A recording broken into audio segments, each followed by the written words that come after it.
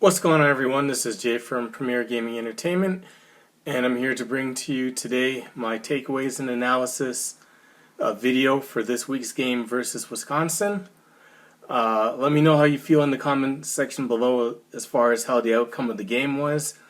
Are you surprised that we were able to get the victory the way that we did? Did the outcome come exactly how you thought it was? Did you think that Wisconsin was much better than that? Let me know how you feel in the comment section below as far as the result goes. I'm just going to get into it. This game, while I thought that, we definitely had the ability to win, I'm honestly surprised by the margin of victory that we did end up having. Don't let the score fool you. This game wasn't actually as close as it really was. We left points on the table, which is, it happens all the time. But to be honest with you, let's say that we just say that the 38 points that we did get is what we were going to get anyways. It really should have been 38-3. And I'm going to get into that in a second.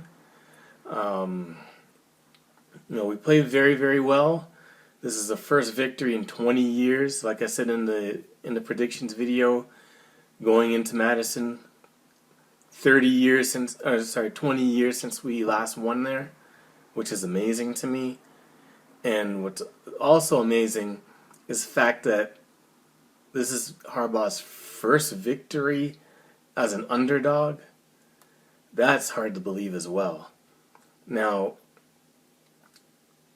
to be fair, I don't know why we were an underdog, but it is what it is. We got the victory, so I guess he can check that off of his list as far as, coaching for Michigan goes.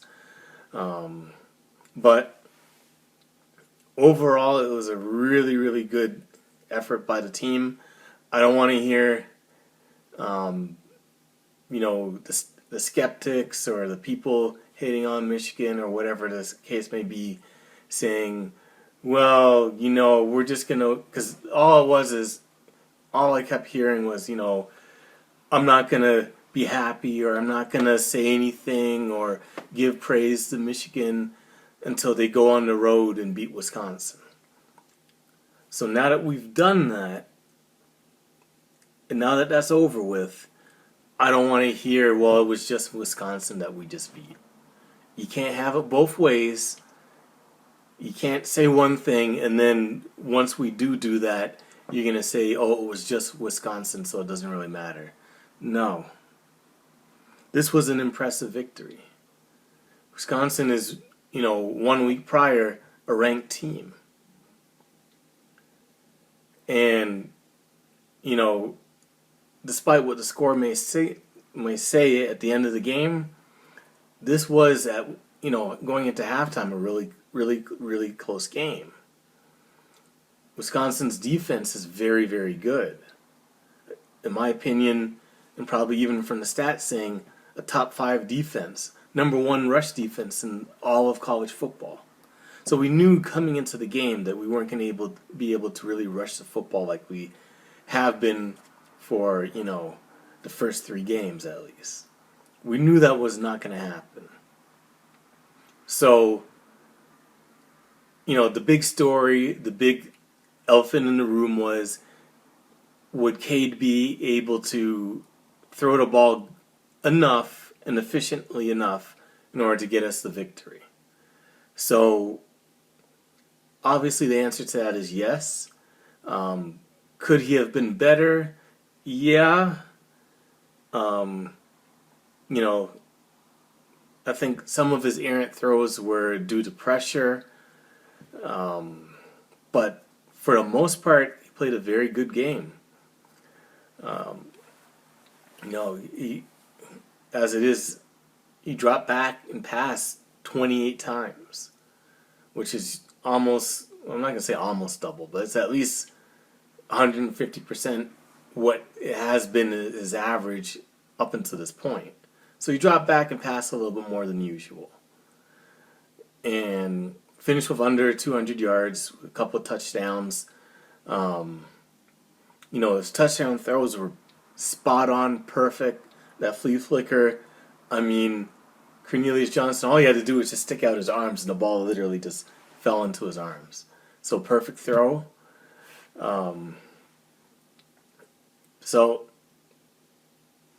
The offense, I'm going to get into some of the stuff that, but it wasn't actually really the offense, I would say.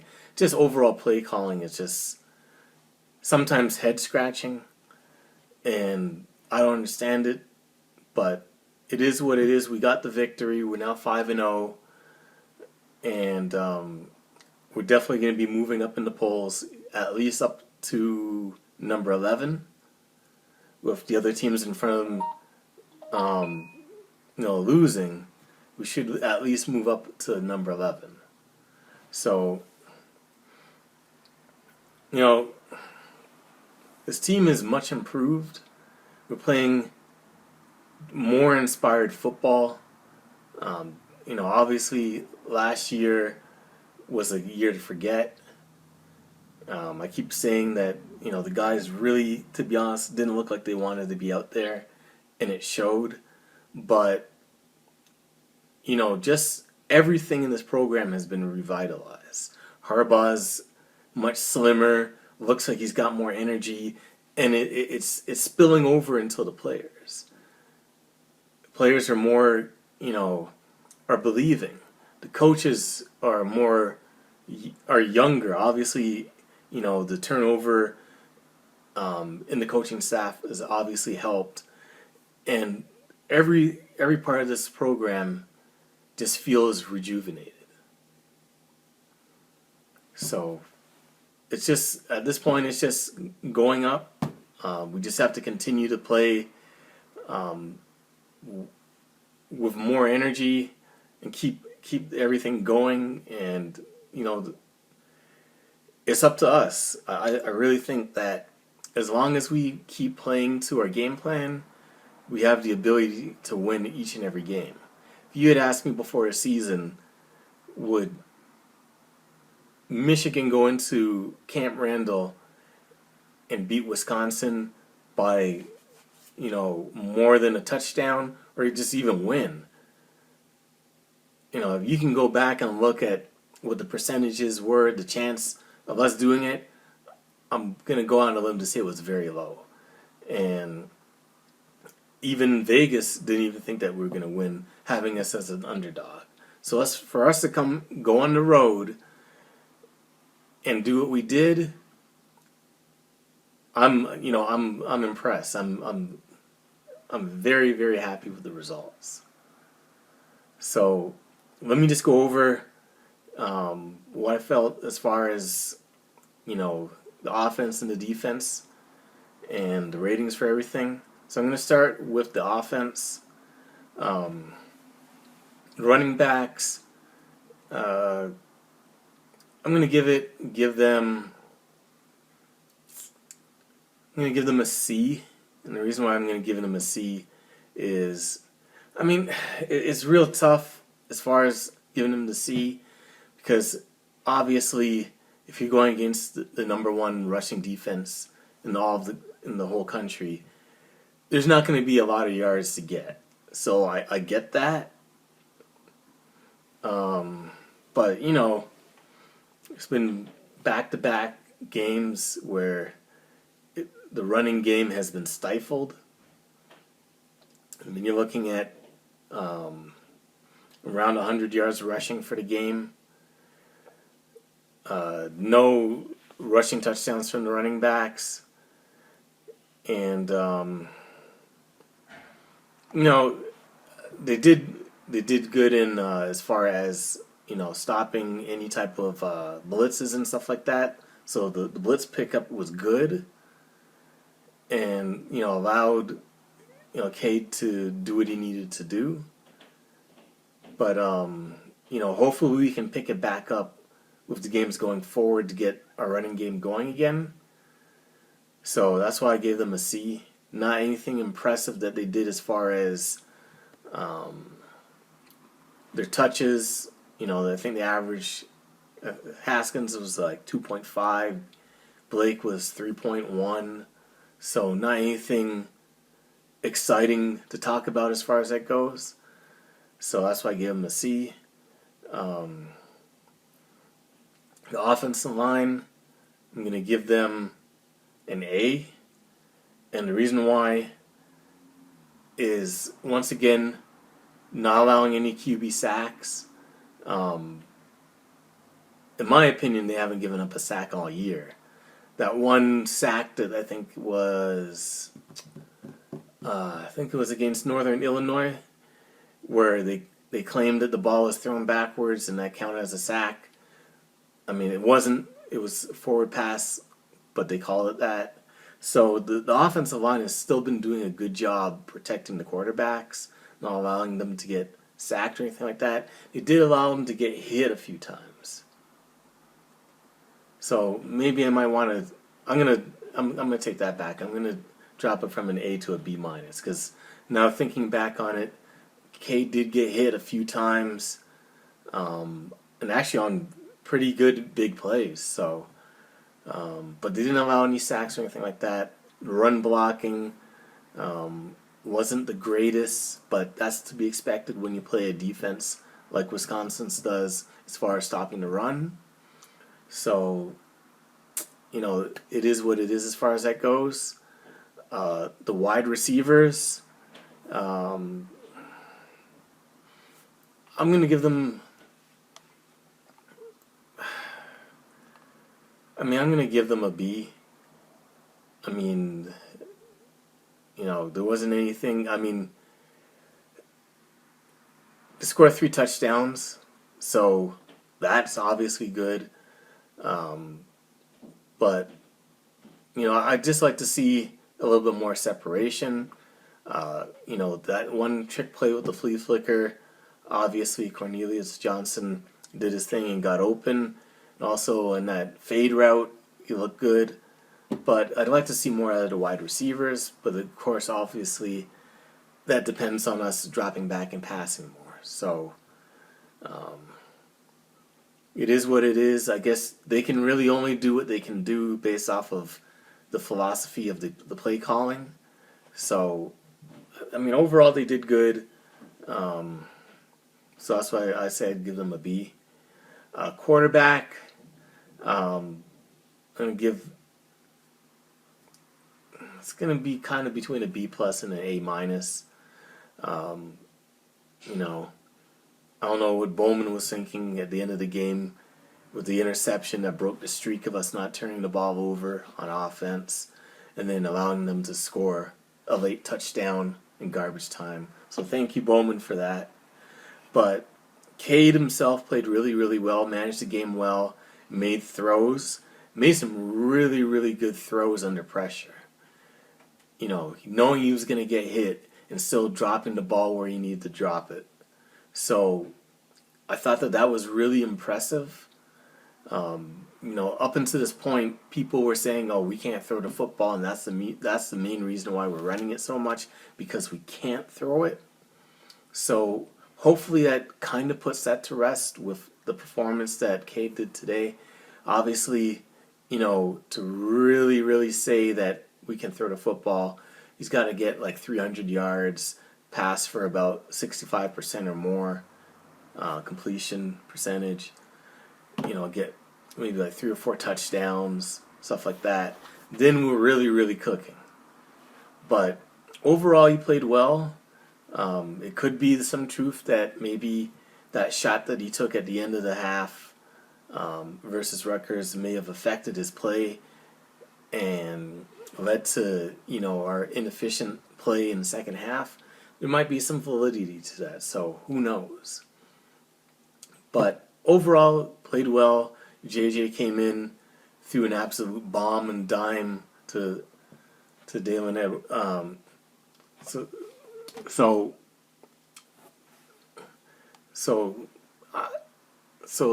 threw that bomb to Dalen Baldwin, for that touchdown. And I know that the debate's going to be, well, why isn't JJ in there more? He needs to be the guy. And Joe Klatt had a good point that he made as far as that goes, and it's like, well, I mean, what is Cade doing wrong that you feel that you have to put JJ in there? So obviously the coaching staff feels that Cade is the guy to lead this team. If they didn't feel that, JJ would be in there. I don't think it's a matter of seniority and making Cade feel great and making him feel happy and all. No, I think that they have the guy that they feel gives them the best opportunity to win on a week-to-week basis as being the starter. And it's not to say that JJ doesn't have the talent. Because obviously you can see his arm is way better than Cade's. You can see that he has the legs. I mean, there was that one play where Cade had to scramble to the right on third down. I don't know if you remember, but he scrambled and he had the whole right side of the field open, and the DB ran him down and forced a fourth down, and it looked like he was running in quicksand, or he looked like he was running with a parachute behind him, because he looked so slow. He was barely moving. But and if that was JJ, obviously I think he would have easily outran the guy. But I think at this point they're just trying to slowly bring JJ along. I mean, eventually, obviously, he's going to be the guy to take over the reins, but he's probably just not ready yet. It's one thing to start a game and play all the snaps. It's another thing to be the backup and just come in for mop-up duty or to come in for a series or two or whatever. So there's a different line of preparation. So maybe JJ is just not ready for that yet, but will be in the future. And they're just slowly bringing him to the point where if they need him, that he'll be available. So we probably just need to kind of slow down with the JJ needs to be in their talk, allow him to develop at a pace that allow him to be at his best. But you can see the arm is definitely there. So we just have to wait and see how that goes and just kind of go from there. The tight ends, I don't know, Eric All and Shoemaker, they did make some receptions. I think like All had like 3 receptions, if I'm not mistaken. Shoemaker had a couple. So, I mean, they did some things in the passing game, obviously blocking, run blocking and stuff like that. So, I'm going to give them, we'll say a B-. It's a little harsh, but, is what it is. Nothing more I can say about that other than, they did what they needed to do and got the job done. No drops or anything like that. So I'm just going to give them a B- for that. The defense now, defense played really, really well. Very, very energetic, very inspired. For the majority of the first half, Wisconsin couldn't do anything. Mertz couldn't do anything. They were getting pressure on the quarterback, sacking the quarterback. I pretty much thought we were going to go into the half up 13-3, and then I'm not quite sure what the idea was behind this, but the play calling and the idea of kicking the ball short with that little pooch kick, I don't know what they were thinking with that. So backing up just a little bit before that, the play calling on that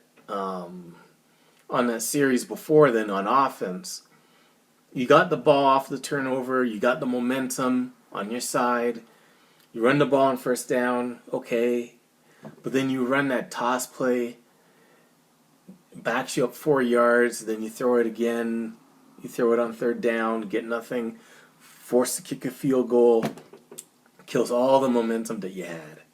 Then you decide you're going to kick it short when there's... I just didn't understand that. So you end up not recovering the football.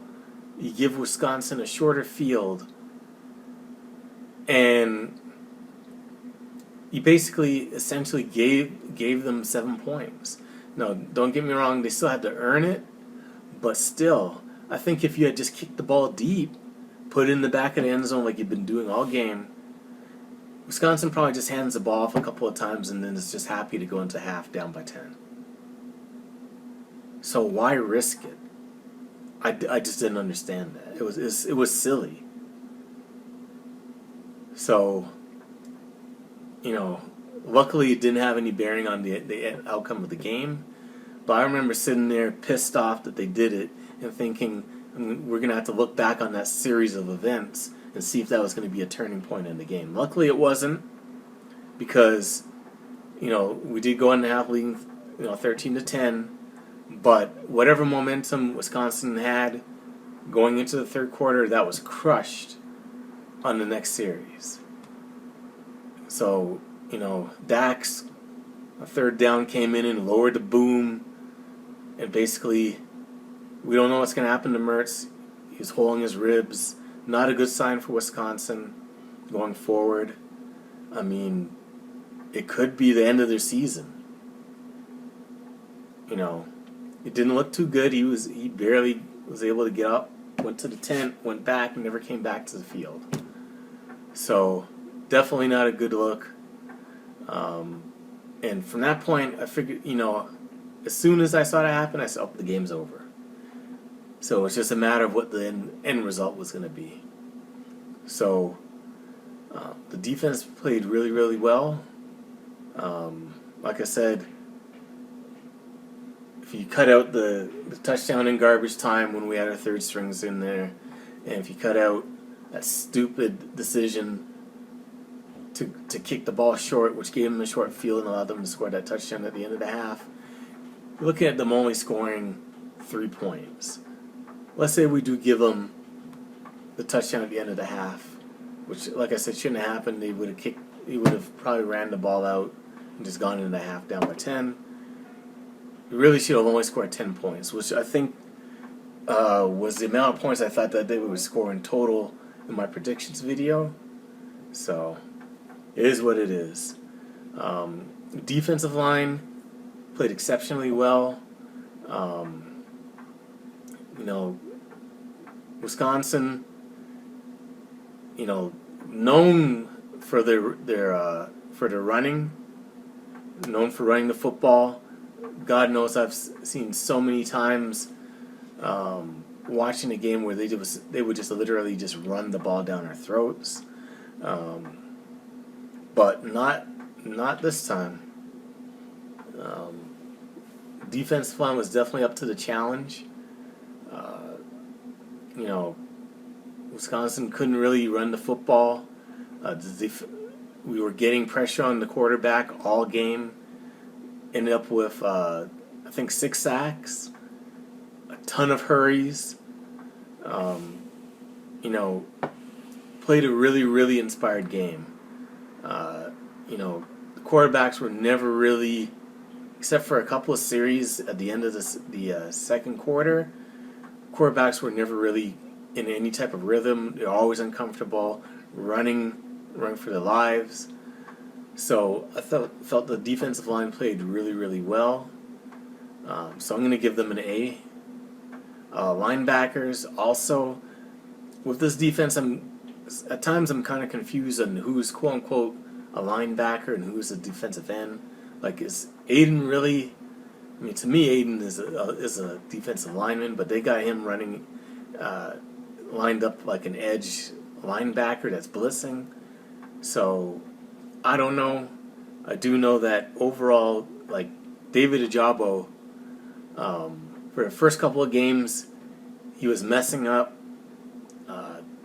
getting a dumb penalty in each of, I think the first 3 games he did.